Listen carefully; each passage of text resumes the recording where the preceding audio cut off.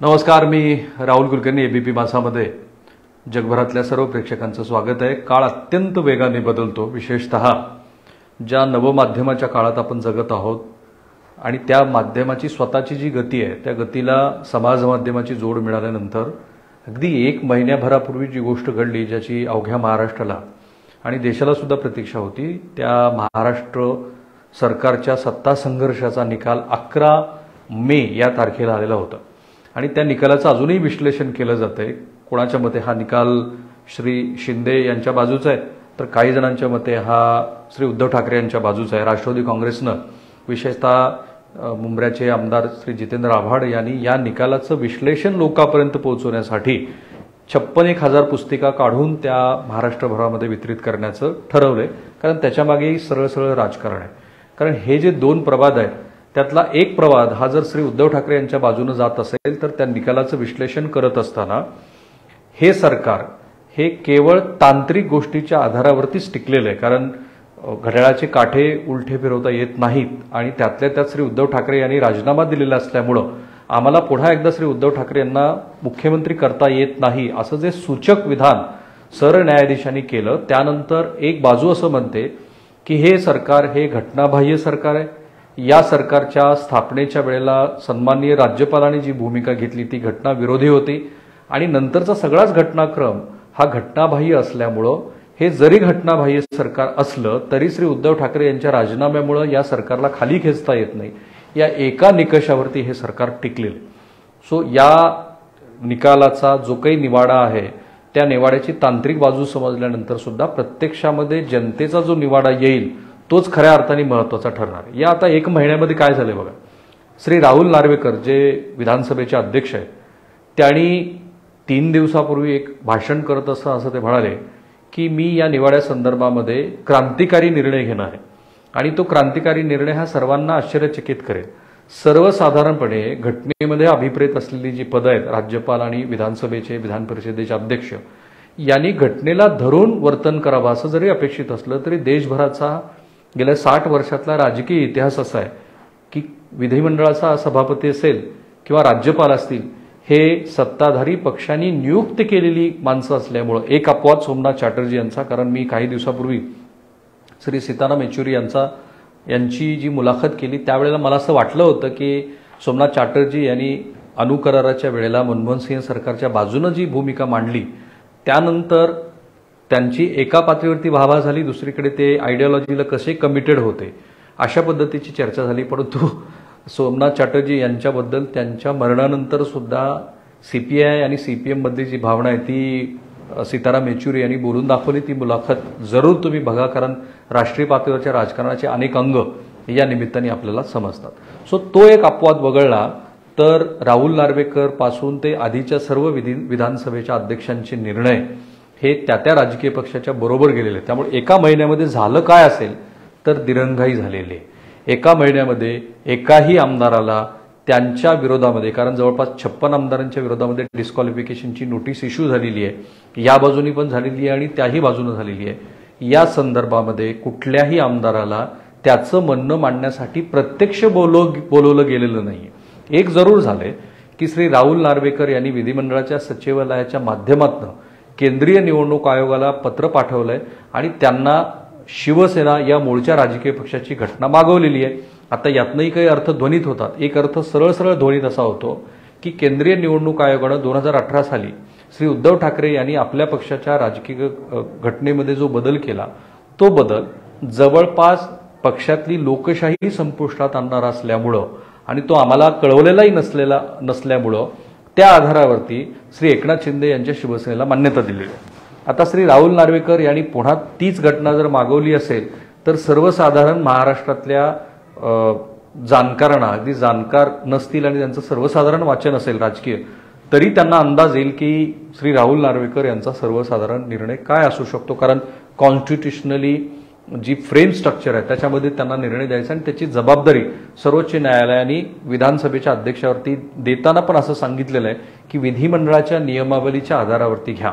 आणि राहुल नार्वेकर यांची गेल्या महिनाभरातली जर वक्तव्य बघितली, राहुल नार्वेकर असं म्हणतात की या संदर्भातला माझ्यावरती कुठेही असं बंधन नाहीये की मी हा निर्णय तात्काळ घ्यावा. त्यामुळे सर्वसाधारणपणे ह्या 30 दिवसाच्या आकलनानंतर प्रेक्षकावरती आपण सोडूया की ह्या सरकारच्या भवितव्याचा निर्णय हा केव्हा आहे. पण या महिनाभरामध्ये काय घडलंय? एक, हे सरकार स्थिर झाल्यानंतर म्हणजे पुढचा निर्णय येऊन त्याबद्दलचं काही कायदेशीर प्रक्रिया सुरू होईपर्यंत हे सरकार स्थिर झाल्यानंतर सर्वात आधी काय होणं अपेक्षित होतं तर ते म्हणजे राज्य मंत्रिमंडळाचा विस्तार. ते करण्याचं धाडस हे सरकार दाखवू शकलेलं नाही आणि त्याची जी वेगवेगळी कारणं सांगितली जातात. कारण गेल्या रविवारी श्री देवेंद्र फडणवीस आणि श्री एकनाथ शिंदे यांनी देशाचे गृहमंत्री आणि भारतीय जनता पार्टीचे पक्षांतर्गत निर्णय घेणारे सर्वेसर्वा श्री अमित शहा यांची भेट घेतली आणि त्याच्या माध्यमामध्ये ज्या बातम्या आल्या त्यानुसार अमित शहा यांनी त्यांना भारतीय जनता पार्टीचे 10 आणि श्री एकनाथ शिंदे यांच्या गटाचे 10 एवढ्या जणांना राज्य मंत्रिमंडळामध्ये सहभागी करून घ्या असं सुचवलं. परंतु अजूनही राज्य मंत्रिमंडळाच्या विस्तारासंदर्भामध्ये काहीही निर्णय घडलेला नाही. इनफॅक्ट श्री एकनाथ शिंदे आणि भारतीय जनता पार्टीमध्ये काही मूलभूत मतभेद या दरम्यानच्या काळामध्ये समोर आलेले आहेत. दैनिक दिव्य मराठीनं 8 तारखेला एक बातमी छापली आणि त्या बातमीमध्ये अत्यंत गंभीर स्वरूपाचे आरोप भारतीय जनता पार्टीच्या नेत्यांनी श्री एकनाथ शिंदे गटातल्या 5 मंत्र्यावरती केलेले तसं दिसतंय. आणि या 5ही मंत्र्यांच्या संदर्भातला एक USP असा आहे की या मंत्र्यावरती सर्वसाधारणपणे अर्थविषयक, मला काय म्हणायचं तुमच्या लक्षात आलं, अशा स्वरूपाचे आरोप आहेत. तर ते मंत्री कोण आहेत तर श्री अब्दुल सत्तार. मुळामध्ये महाराष्ट्र राज्यामध्ये जो कुणबी समाज आहे त्या कुणबी समाजाचं बाहुल्य लक्षात घेता श्री अब्दुल सत्तार यांच्याकडे इतक्या महत्वाची खात्याची जबाबदारी आल्यानंतर त्यांचा परफॉर्मन्स जो आहे तो अधिक चर्चेत हवा होता. पण त्याऐवजी श्री अब्दुल सत्तार यांचं सार्वजनिक जीवनातला जो वावर आहे त्याच्यामध्ये जी काही चर्चा होते आहे ते मुख्यत्वे त्यांच्या वादग्रस्त वक्तव्याची. आणि आता 2 दिवसापूर्वी त्यांच्या स्वीय सहाय्यकांनी, कारण ते जरी म्हणत असले की श्री गवळी यांचा माझ्याशी संबंध नाहीये, तरी 3-4 दिवसापूर्वी छत्रपती संभाजीनगर जिल्ह्याच्या दौऱ्यावरती ते आले. त्यावेळेला जो दौरा शासकीय कार्यालयांसाठी पाठवला गेला त्याच्यामध्ये श्री गवळी यांचं नाव आहे. त्यामुळं या कथित छाप्याची आणि त्याच्यामध्ये होत असलेल्या कथित आरोपांची जरी आपण सांगड घालायची ठरवली तरी श्री अब्दुल सत्तार यांच्या खात्याअंतर्गत असलेल्या गोष्टीबद्दल भारतीय जनता पार्टीचे जे अर्थविषयक आक्षेप आहेत ते आक्षेप काय आहेत हे लगोलग लक्षात येतं. सो भारतीय जनता पार्टीचे श्री अब्दुल सत्तार, त्यानंतर श्री संजय राठोड. कारण संजय राठोड यांची बातमी तर आम्हीच ब्रेक केली होती आणि ती बातमी अशी होती की संजय राठोड हे थेटपणे महाराष्ट्रातली जी अत्यंत प्रबळ अशी औषध संघटना आहे, औषध विक्रेत्यांची संघटना आहे, त्यांना पैसे मागतायत अशा पद्धतीच्या संदर्भातलं त्या औषध संघटनेचं पत्र ABP माझ्याकडे होतं आणि त्यांनी सन्माननीय मुख्यमंत्र्यांची भेट घेऊन तुमचे मंत्री पैसे मागतात अशा स्वरूपाचा आरोप केला. आणि त्याही आधी संजय राठोड यांच्यावरती जो एका मुलीच्या आत्महत्याचा जो कथित आरोप आहे तो भाग आहेच. त्याबरोबर श्री तानाजी सावंत, ते धाराशिव जिल्ह्याचे पालकमंत्री आहेत, परंतु तेही सतत वेगवेगळ्या पद्धतीच्या वादग्रस्त वक्तव्यामुळे चर्चेत आहेत. आता माझ्याकडची माहिती अशी आहे की तानाजी सावंत यांच्याकडे जे शिरीष यादव नावाचे OSD होते त्या OSD यांना तात्काळ हटवावं लागलं त्यांना आणि त्याच्यासाठी गृह विभागातनं काही विशिष्ट अशा सूचना आल्यात असं म्हणतात.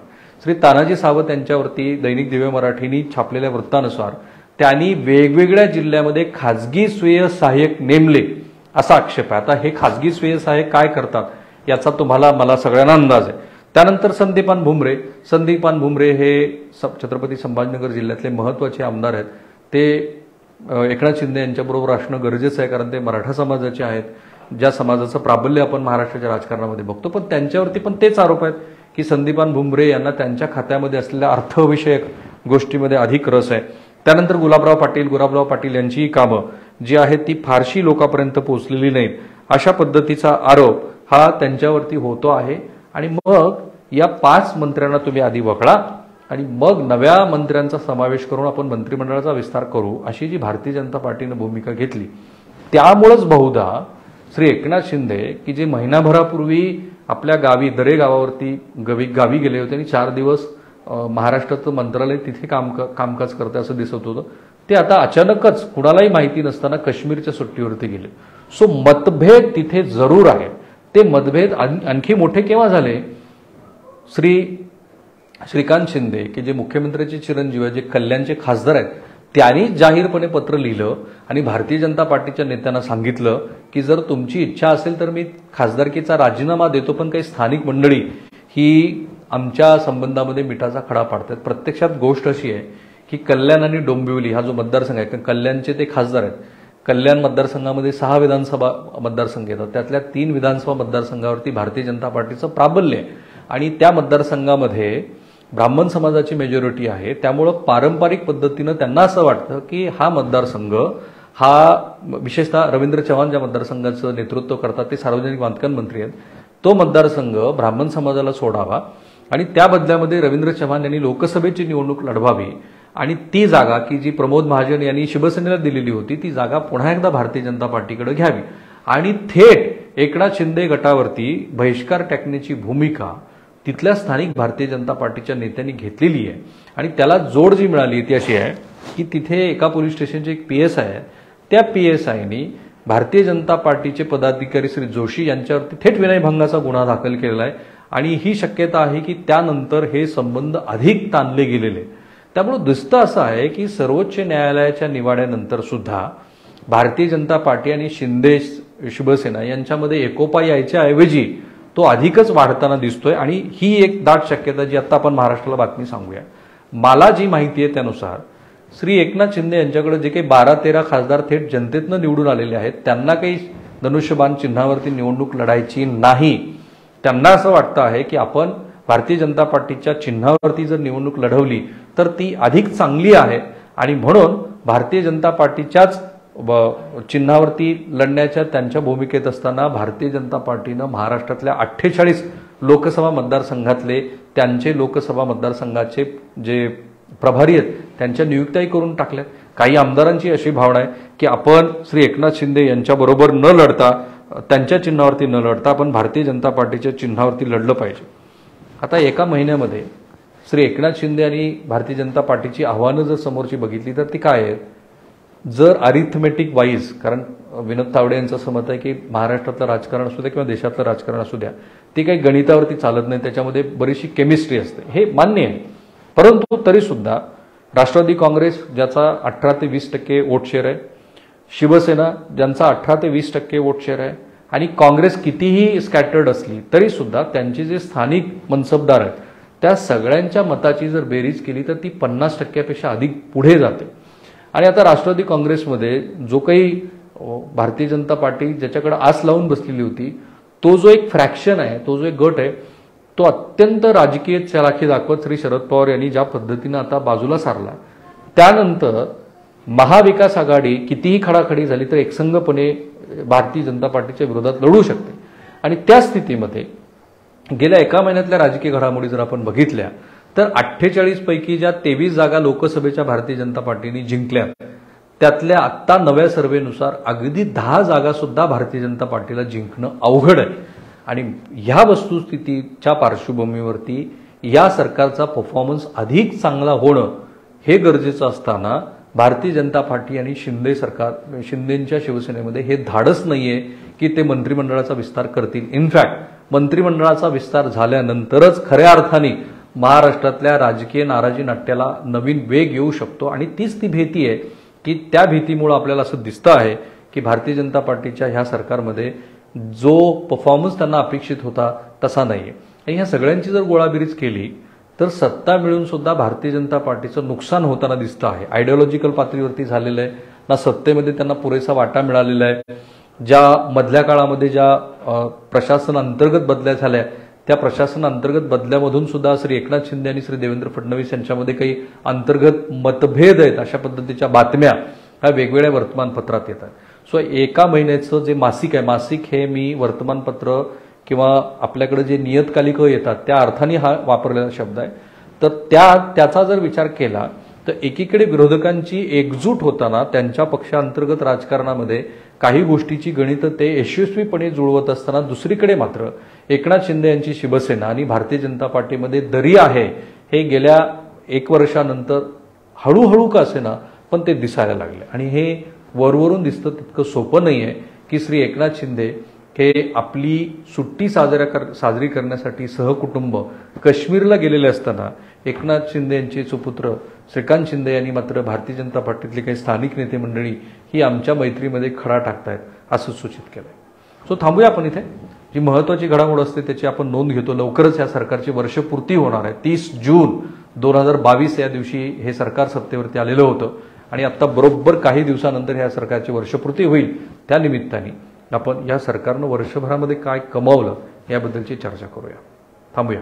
मी आणि एबीपी माझ्या सर्व सोशल मीडिया प्लॅटफॉर्मवरती आहोत. आम्हाला फॉलो करायला लागा. या व्हिडिओच्या कमेंट बॉक्समध्ये तुमच्या ज्या कमेंट्स असतील त्यातल्या महत्त्वाच्या कमेंटची आम्ही जरूर दखल घेतो. हा कार्यक्रम कुणाला कितीही वाटो हा पूर्णपणे ऑब्जेक्टिव्ह आहे. तटस्थपणेच प्रत्येक गोष्टीकडे आम्ही पाहत राहतो. धन्यवाद. एबीपी माझा, उघडा डोळे बघा नीट.